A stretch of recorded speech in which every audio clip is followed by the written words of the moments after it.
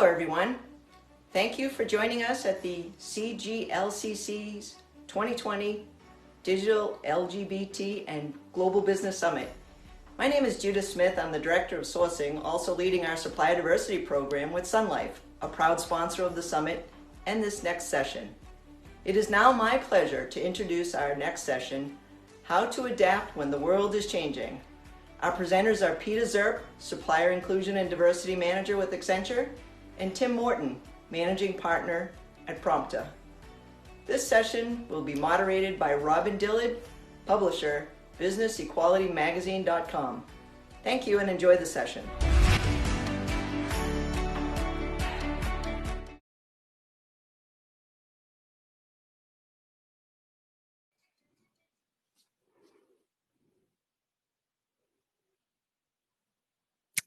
I believe we're live.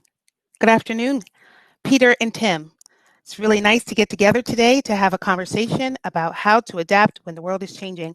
And I thought, Tim, we would start with you. As a business owner of Prompta, a certified LGBT firm, let's talk a little bit about how you're doing personally and then in terms of your business. Give us a sense of what you're seeing now during this great pause we're all experiencing.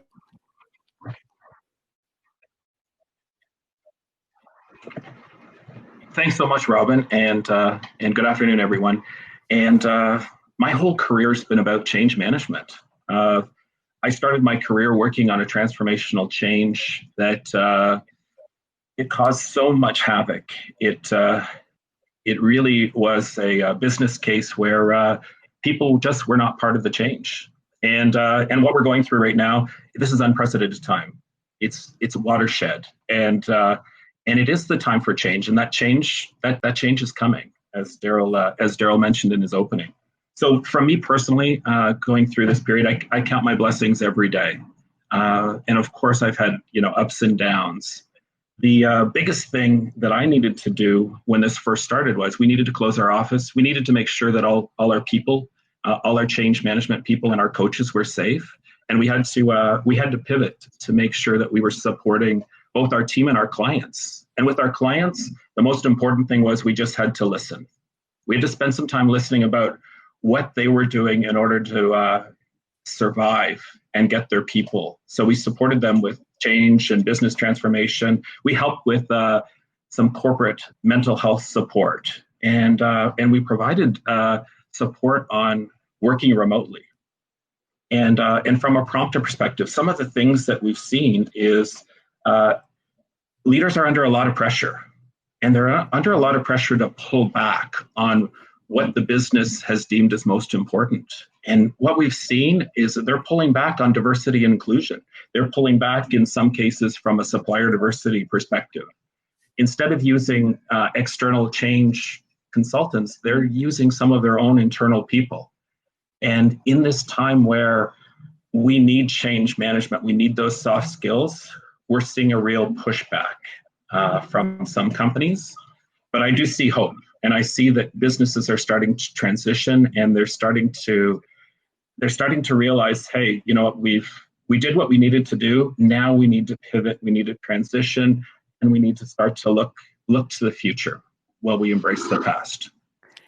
Well, thanks. I'm wondering now, in terms of what you've been hearing from similar small businesses, in terms of how they've been coping, what needs and supports do they have? If you can give us some perspective in terms of change for your peer businesses there in Canada.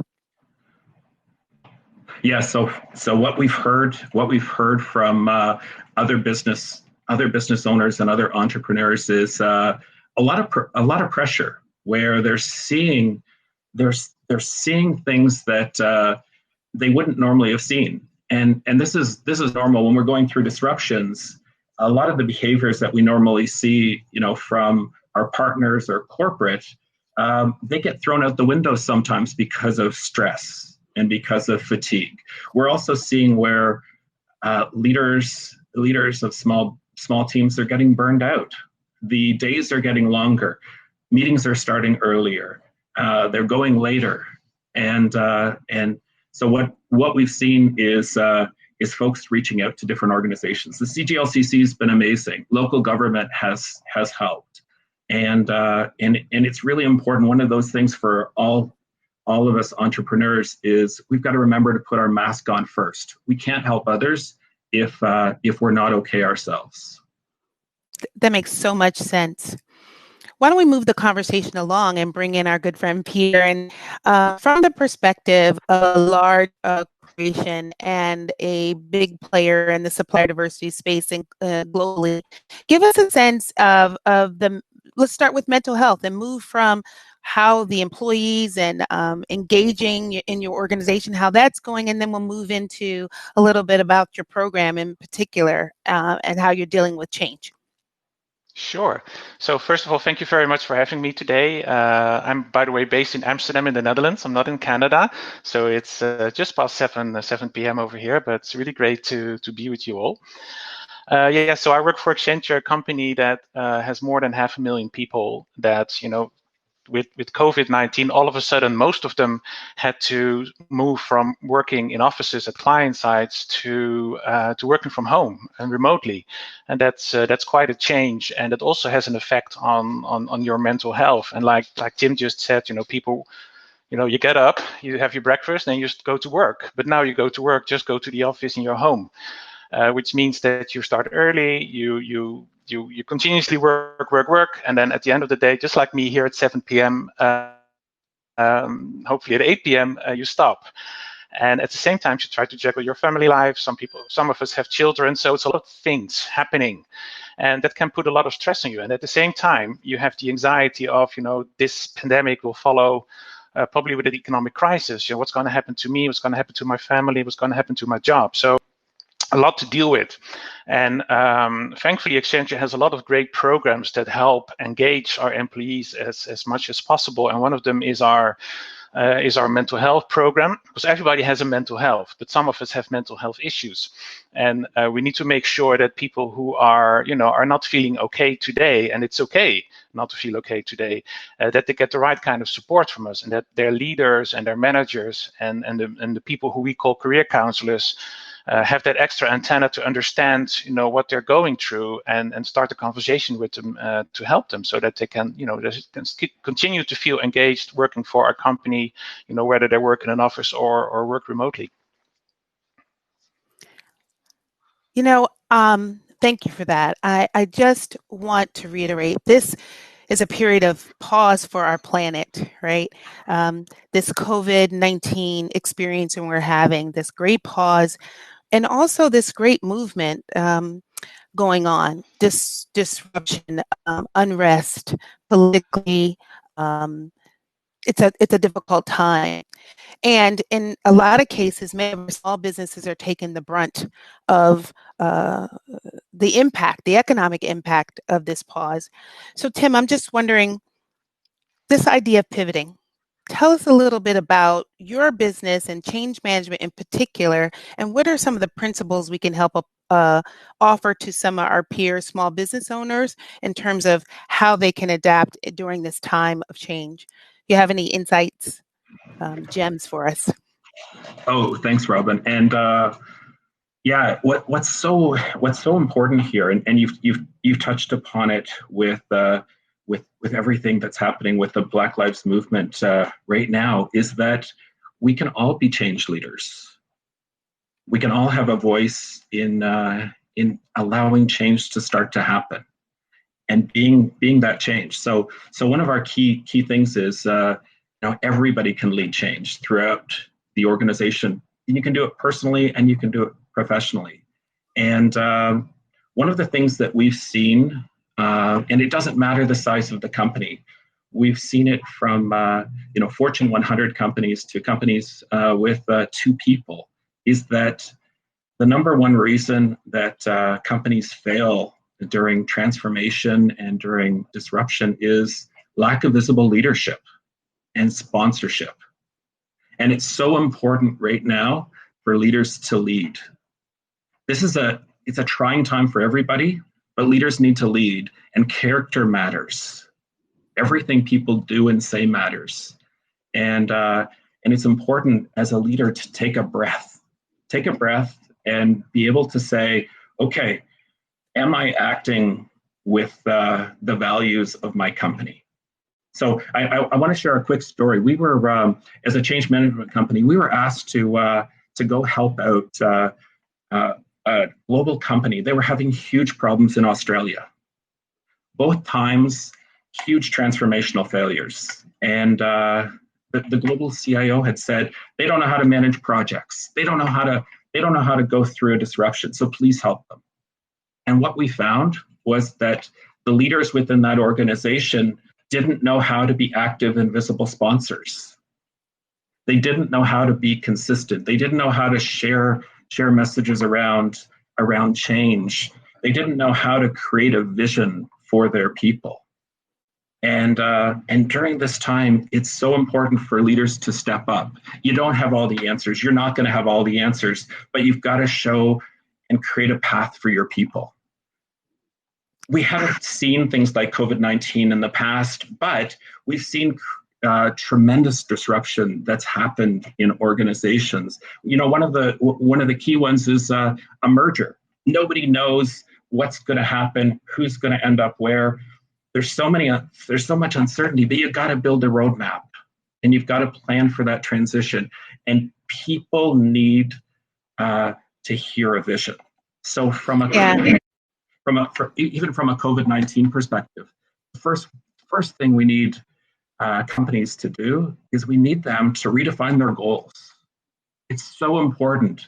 It's so important with this new normal that you look at your goals, you re-examine your goals, and you create that compelling vision. And that's your North Star. That's the North Star for your entire company. And from there, you activate plans within every department. And the biggest part is just listening to your employees, being active, being visible, guiding them through change. I mean, those are such great points, and I think they apply across the board.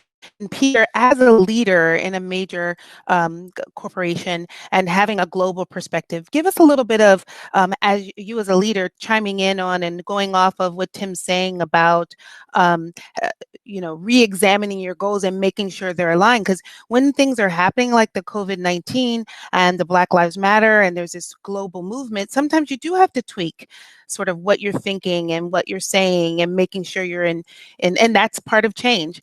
The great change management we're in right now, and while things are in place, how are you as a leader in Accenture moving forward given our situation?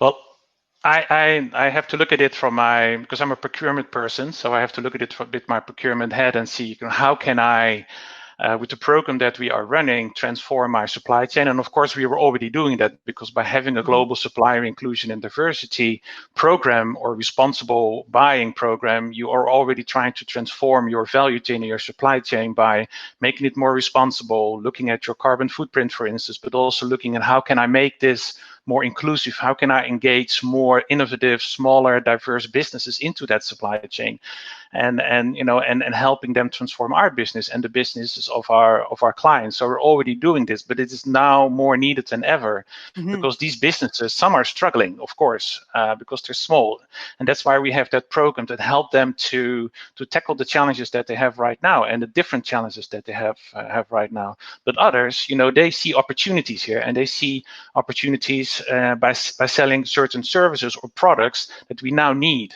And I would really love to promote those kind of businesses because they can show that they are resilient, they have resilience. I have a few examples like this. Is women-owned businesses who developed a little gizmo that you can hang on your keychain, and you can press the elevator button with it without touching it, or a traffic light, or whatever. It's a very simple innovation, but it's something that people really like because that means that they don't have to touch all those surfaces anymore. It's a simple thing. And there's another business, an LGBT business from Slovakia, who makes bags out of recycled clothing, but now he's making face masks out of recycled clothing, beautiful face masks, but at the same time, he lets them they're made by actors or stage performers who are now unemployed because they cannot perform because all the theaters are closed. So he's besides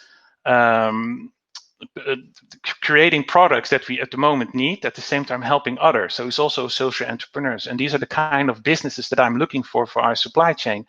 Because they're not only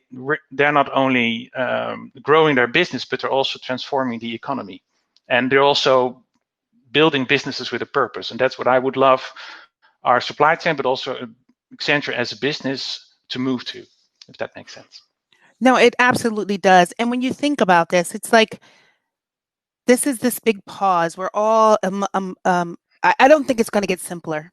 I don't think change is going to happen slower. I think this is just the beginning, like drinking from a fire hydrant. And your advice, both of you, advice for small businesses, especially to pivot, to be able to offer services and products and things that answer the mail right now. There's an opportunity amidst all of this chaos. But let's think about that. In 2045 here, at least in the US, and I imagine around the world, our supply chains will need to be more diverse by virtue of the fact that at least domestically in the US and in North America, the number of diverse people the minority will be the majority. And given that this is almost a test for what's to come, what are your thoughts around how we move to that place of being inclusive, given what's happening, but what else can we do? Especially since, like you both mentioned, small businesses are suffering, and some of us won't make it through this process in the same shape, doing the same thing. That doesn't change our brilliance and our minds. That this resource, this talent will still be there. Could you speak a little bit to, I know, Peter, you talked about some of the programs at Accenture, but what's our move going forward to make this community much bigger? And I know some of our listeners and people that are joining in want to understand about how we're growing and what percentages are we at now in terms of engaging diverse-owned business and where we want to be, that kind of conversation. So Peter, why don't we just start with you? And just as a time check, I just want you to know we have plenty of time left, but we are going to try to, cram in as much great information as possible. So let's go for it. Okay, so one of the things that I want to put forward is, organizations like the CGLCC, for a company like Accenture, who's constantly looking for great innovations and great businesses, we need those kind of organizations to be that platform where we can find them. So if you are that brilliant innovator and you lost your job and you're thinking, okay, what am I supposed to do next? Or maybe I can start my own business. So try to figure out, what's my brilliance, what's my innovative spirit, and start your business and use these kind of platforms and programs that we can offer. We have a brilliant training and mentoring program to help you set up that business and scale up. So these are the kind of things that we can offer, but also the organizations like CGLCC, CAMSI, We Connect International, they're a great platform where we can meet those great innovators and help them grow and build their business. So that's something that we as a corporation can do, use our expertise and our experience to help those brilliant people out there that maybe are now without a job, but have something to offer to us in the shape of being a business or an entrepreneur. So I'm a bit of a realist. I just want to piggyback off what you're saying. We know organizations like Accenture have resources available and people available, but it is the numbers of people that we need to engage surely outpace the organization that you have in terms of your ability to respond to everybody. How do small businesses like Tim or mine or others help make that happen? Help you see them? Because the organization CGLCC also have a role in this, but we want to help amplify it. How do we speed it up? How do we help you do what you do? Help you see us better? How would that work given this change? Well, absolutely. These kind of conferences, well, they're now online, but the conferences that we have and organize here are great ways for us to connect with the businesses that we need for our supply chains, or the relevant businesses that we need for our opportunities. So they are a way to make yourself visible to us. So again, CGLCC is a great platform. We have our own supplier registration portal. So if you have a business, you can sign up there. And also include whether you are a diverse business. It doesn't have to be. You can be a small business. You can be any business. Because for us, it's not so much about supplier diversity, but about supplier inclusion. It's about creating equal opportunities. So that's a way of making yourself visible to us. Because when we have our sourcing people, our supply inclusion and diversity professionals, we look in those databases to figure out, what kind of businesses could be relevant for Accenture, and not just for Accenture, also for our clients, right? We are part of a value chain ourselves. So we always look also for the project that we do for our clients, the clients that we have that come to us with opportunities as well. So we have those opportunities to look for you, but yeah, you have to take the first step and make yourself visible to these kind of platforms. And Tim, any insights on that as well? How do you do it? How do you make yourself visible? In addition to participating in panels, I think that's a brilliant way for people to see you and to get engaged. Yeah, it's we're one of the biggest things we're trying to do with Prompta and as part of Prompta is start a new conversation. Okay.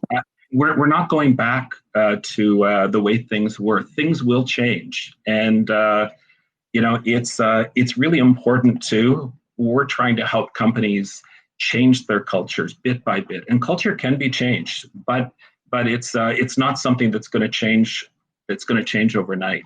Leaders have to be able to lead with values. They need to be able to have a conversation with all of their stakeholders and really listen to their employees, listen to their suppliers, listen to their partners, and actually be active parts of the community. So often we see with companies, their values are something that's on a website and on a wall, but not necessarily lived. So and we can do it from all sizes of companies. When we were certified a few years ago, we were asked at the time when we did a presentation to remove the certified CGLCC logo, and we were told that if we didn't, it might jeopardize our ability to do work with that company, and we refused, and we stuck to our values during that time, and we won the work. And it's during these times of disruption, and leaders don't necessarily know how to lead through disruption if they've not done it before. But during these times, no matter what we're doing within companies, big or small, stick with your values, stay true to that, because we're all going to be judged on how we operated during this disruption. That's such an important point to stress. And Peter, why don't you chime in on that? I mean, leaders being given the space to lead based on their values. A lot of times we're seeing, even on the images and the news media, where people are given the opportunity to lead and they don't, they fall short. Tell me how the values at Accenture inform how you're going to move forward, but then your personal values, especially given this situation in this current time. Sorry, you broke up. Oh, I'm sorry. Is it clear? Yeah, I was. Hopefully, it's coming through. Is it okay now? Yeah.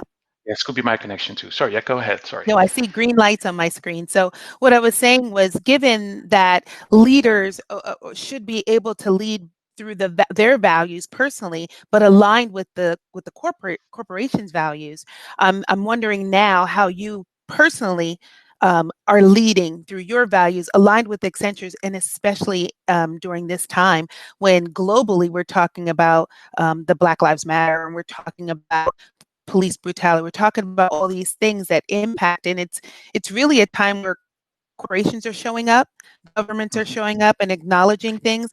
You as a leader, how are you remain able to deal with this and lead with your values during this time, even with your employees, with your suppliers, other stakeholders? Give us some insights on that. Yeah, I think looking from a personal perspective, showing that you're taking action. It's good to talk about it, absolutely, but sometimes it's also good, not so much to know what you need to say, but take action. And I think a company like Accenture and a lot of other corporations, they're doing just that. And I think through the programs that we have, building that inclusive market, a global inclusive market, I think, and sharing that message by creating opportunities for no matter who you are or whatever. I think taking that action, I think, is a very important step to take. And I always like to talk about our program here on conferences like this, but my preference is always to talk to suppliers, and luckily I'm not talking to Tim as a great business, but that's, of course, that makes me always happy. That makes me tick, is to talk about those businesses and making sure that I have an opportunity for them to help them go to the next level. And that's that's for me is the best message. Not just talk about it, but actually doing it. And I think that's what we need to do more. And one of the other things I just also wanted to just mention is, it's Sure. not just Accenture doing that. Like a lot of corporations are doing it. Yes. Over here in Europe, supplier inclusion and diversity is still a pretty new thing. But actually, this Wednesday we're doing a panel with a few American corporations just to talk about what it is to have a supplier diversity program for a group of corporations who are just at the start of their journey. So there's a lot of businesses and large businesses want to do this, but they just don't know how. So I think it's also for me, a thing of spreading the word. What are we doing? How can we help you? How can we do this together? Accenture is not an island, so we really want to do this together with other businesses and corporations as well, and create this. Yeah, I'm always looking at my perspectives. Create this global market. Where we can all create opportunities for each other, but also I think that's also what this pandemic brings to us, is also look at our local communities and see how we can help there, right? And one of the things, and I think we talked about it last week in the rehearsal as well, is one of the things we learned from this pandemic as well is the shortages that it brought. And looked at it, okay, why do we source from the other side of the world where we can also source locally? And the businesses that are struggling here in our own communities, why don't we look at them and see how we can help them? And I think that's something that we have to think about ourselves. Maybe that's also part of transforming your supply chain, is not always to think about consolidating and sourcing from far away because it is cheaper. Maybe you should also look and see how you can invest in your local communities. Yeah, that's like Principles 101. Can you hear me okay? Yes, I can. Thank you. Principles 101. It's like the 101 class on supplier diversity. It's balancing that need to outsource and go abroad versus sourcing close to home. And now you see all the more reason why we have to keep an eye on that to be able to balance that risk for the organizations. And then I'm also, forgive me for being a little self-serving. I published a diversity publication focused on LGBTQ plus owned businesses and professionals, a discussion. And I think it's really a good idea for organizations and small businesses to put themselves out there, to put their story out there. I don't know, Peter, when you're learning about companies and they're on your portal, what kinds of things help you to understand who they are? Do you read places, or do you just based on meeting people out there? I mean, where else and what else are you looking to know about a company besides the widget that they make or the service that they provide? Yeah, one of the things that I always want to know is, well, it's more like when I talk to suppliers, to businesses, because what I in my experience from talking to businesses is, everybody wants to do business with a company like Accenture. Heck yes. Yeah. But before you start talking to me, do you understand Accenture? Do you think? Yeah. Do you know what do you have an idea what Accenture does, and have you have an idea about how can I help that company?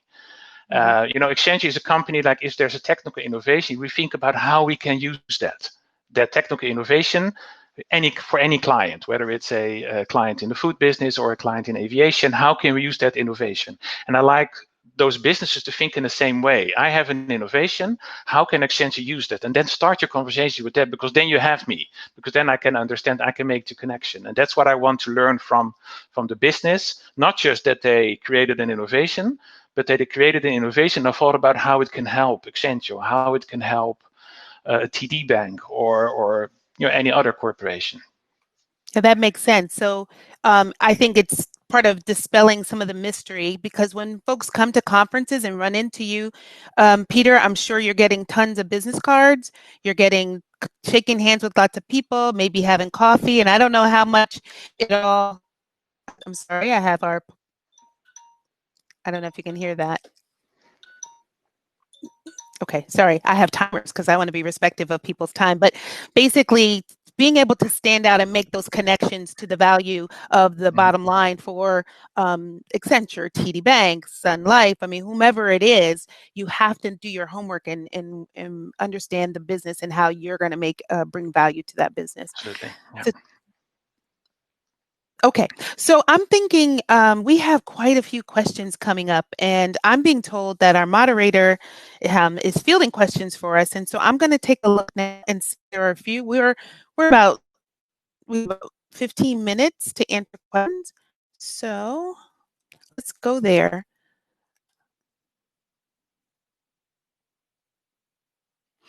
We have a question for you, Peter, around how you manage supplier diversity in countries like India, where diversities are very different from the rest of the world.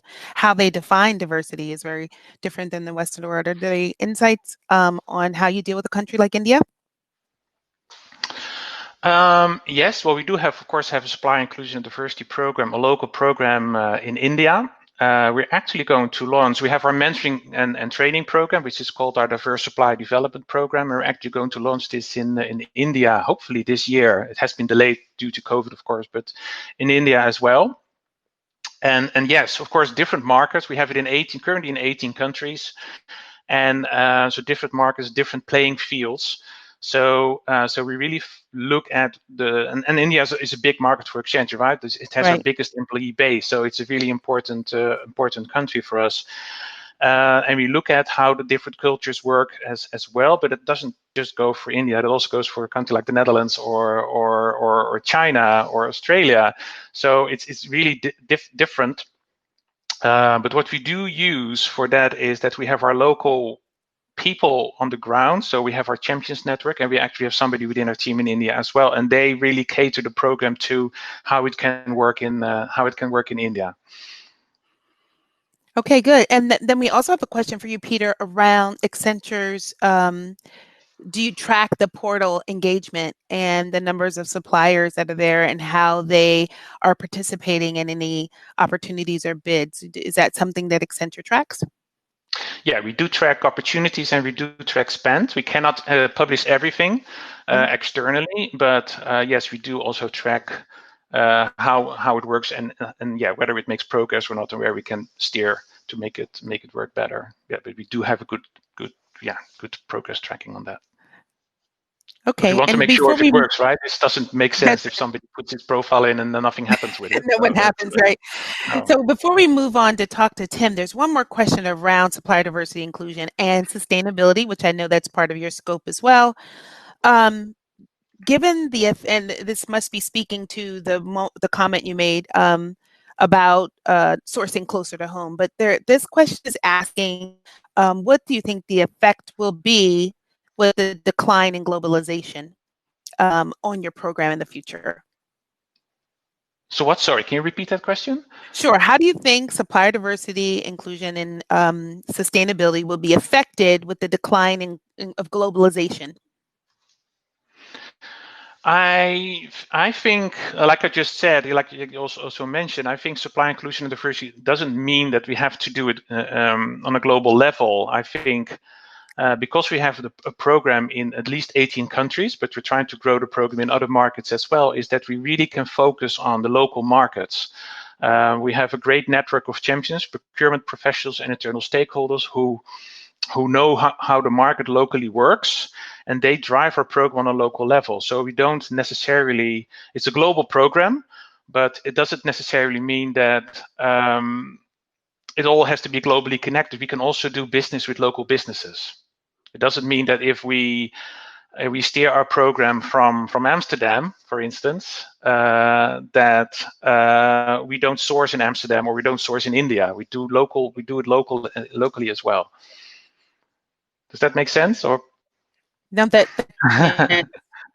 So Tim, I'm wondering, as we look at some of the questions that are coming in on your side, is there anything you want to share additionally about change management, about what you're doing?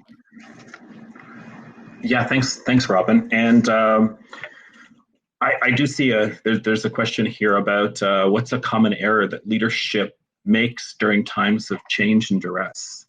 And right, you addressed that a little bit before, but yes, that's a big one. It is a big one. It really is a big one. And one of the things that we do see is when the business abdicates their role. Mm-hmm. When they say, "Hey, solve my problem." The biggest thing we need is for companies to know that they're leading. It's okay to hire partners. It's okay to hire experts, but the company needs to still lead. Employees still need to hear from that CEO.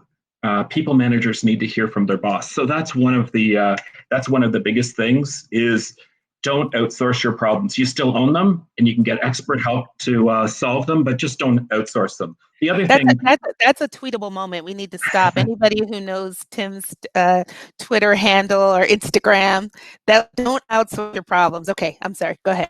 Oh no, that's great. Thank you, thank you.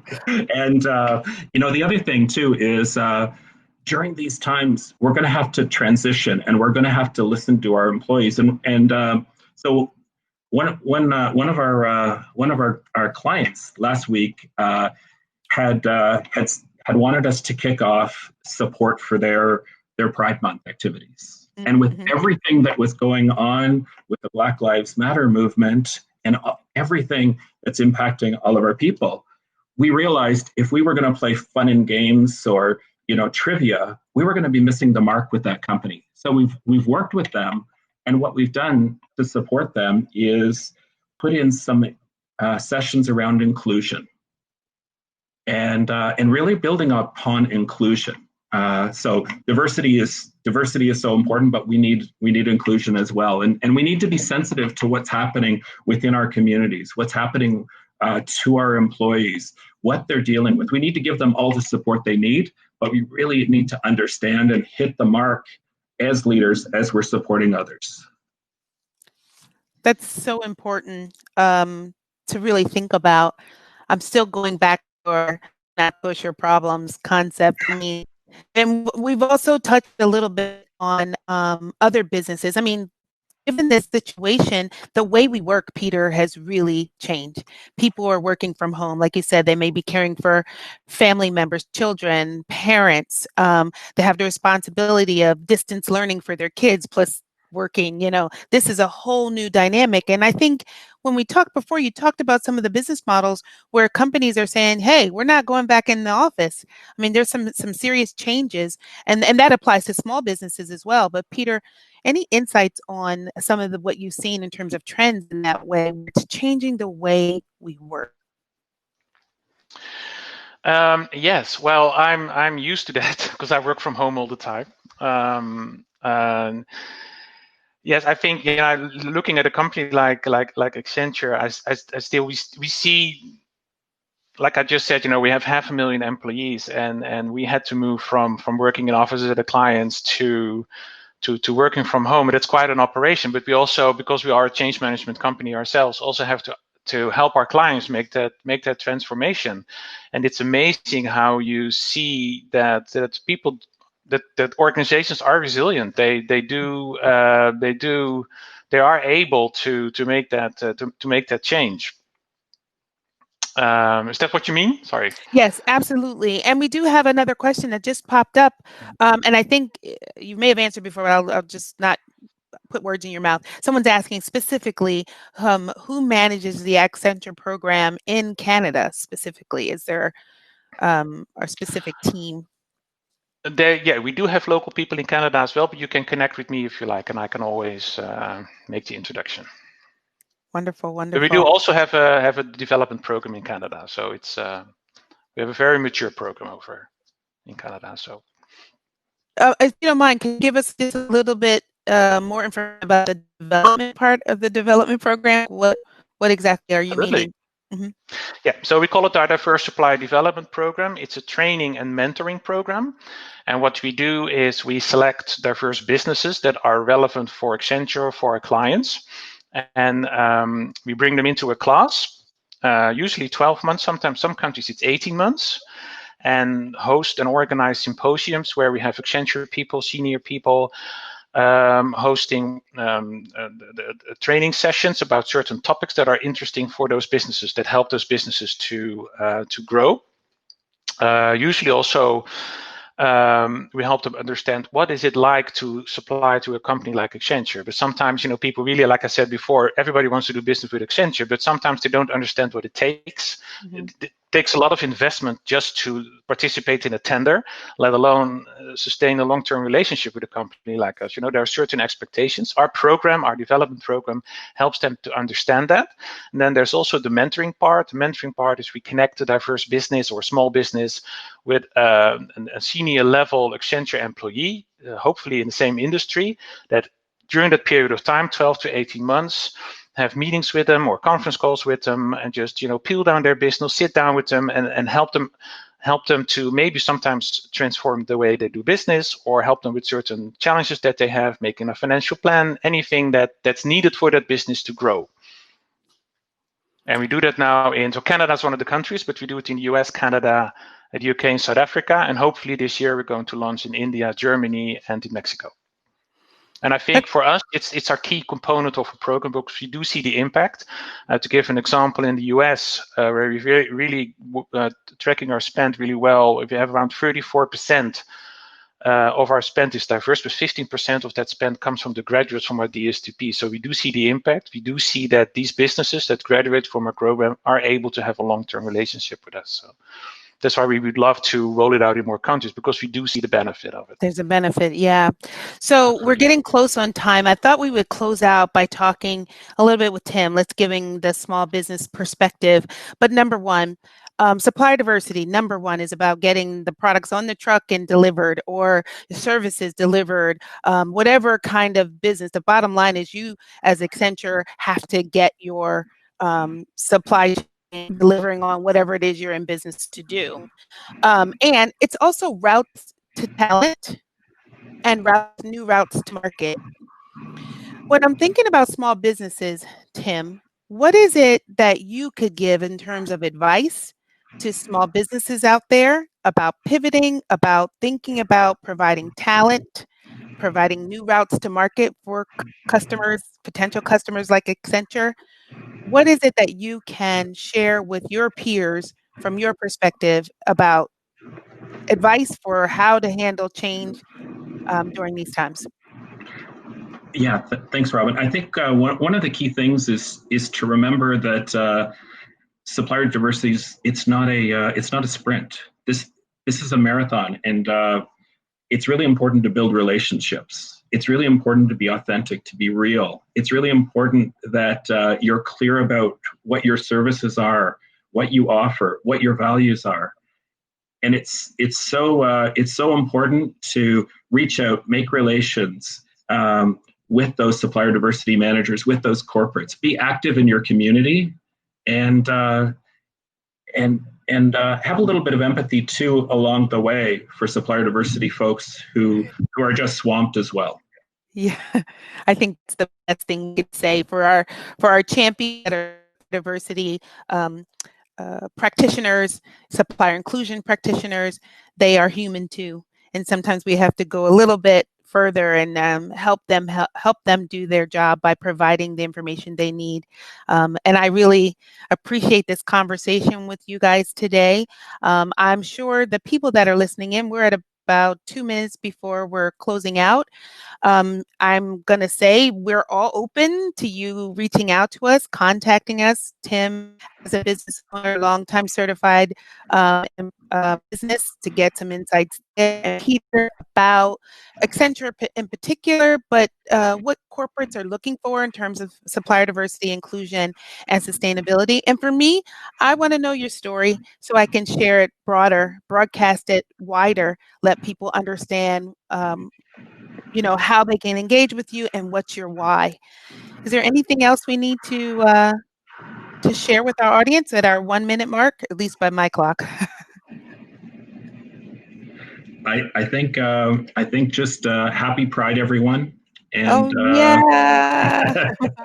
Even in this, we still we still need to celebrate and strive for moments of celebration in our life.